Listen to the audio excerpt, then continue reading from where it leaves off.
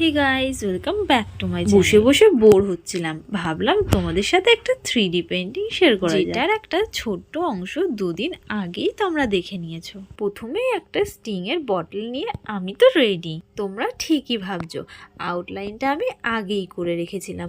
তার কারণ আমার কাছে যেহেতু একটাই মোবাইল, আর মোবাইল ছাড়া এই ধরনের ড্রয়িং করা সম্ভবই হবে না।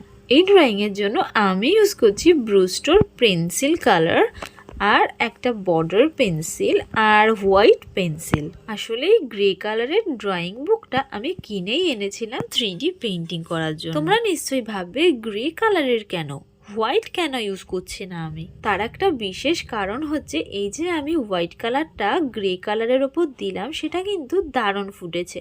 বাট আমি যদি এটা হোয়াইট কালারের পেপারের ওপর দিতাম, সেক্ষেত্রে কিন্তু হোয়াইট কালারটা একদমই ফুটতো না। সেই সব কথা ভেবে আমি একটা গ্রে ড্রয়িং বুকই নিয়ে এসেছিলাম। সেই এনেছি তো এনেইছি, তারপরে আর ড্রয়িং করার সময়ই পাইনি। এই ধরনের পেন্টিং তোমাদের সাথে এর আগেও একবার শেয়ার করেছিলাম, তো সেখানে আমি তোমাদের এই পেন্টিং করার প্রসেসটা বলেইছিলাম।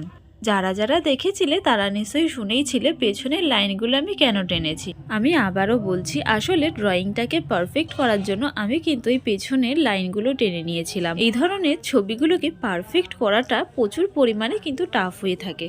আসলে এটাকে আমরা চোখের সামনে যেভাবে ঠিক দেখি, আঁকার সময় কিন্তু ঠিক তার উল্টোভাবে আঁকতে হয়। যেমনটা ধরো, যদি বোতলটা মোটা আর নাটা হয়ে থাকে, সেক্ষেত্রে কিন্তু বোতলটাকে আঁকার সময় লম্বা সরু করে দিতে হবে। পুরোটা হয়তো তোমাদের বলে বোঝাতে পারছি না, তবে তোমরা যদি বাড়িতে চেষ্টা করো অবশ্যই বুঝতে পারবে। ছোটবেলায় এই ড্রয়িংগুলো করার অনেকটা চেষ্টা করতাম, কিন্তু একদমই পারতাম না। বাট এখন হয়তো একটু আগের থেকে ভালো। তো যাই হোক, পরের ভিডিওতে আবার দেখা হচ্ছে।